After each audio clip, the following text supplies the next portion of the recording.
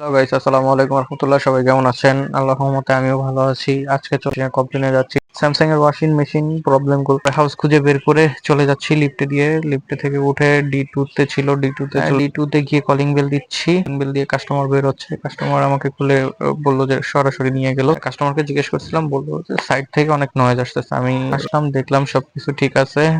পরে আমি আবার কাস্টমারকে বিষয়টা জানাই যে আপনার ওয়াশিং মেশিনে কোনো প্রবলেম নেই, এটা তো সবকিছুই ঠিক আছে। উনি বলতেছে না, আমার এটা তো মনে হচ্ছে একটু প্রবলেম আছে, একটু দেখে দেন। পরে আমি আবার ভালোভাবে দেখার জন্য ভালোভাবে আরেকটু ভালোভাবে চেক করে দিয়ে যাচ্ছি। তাহলে এনে এনে কাপড় দেয়, আমি কাপড় দিয়ে সবকিছু আবার নতুন ভাবে শুরু করি, স্টার্ট করার পরে আমি টাইম ধরে অপেক্ষা করতেছি। অপেক্ষা করতে করতে স্পিনে চলে গেল।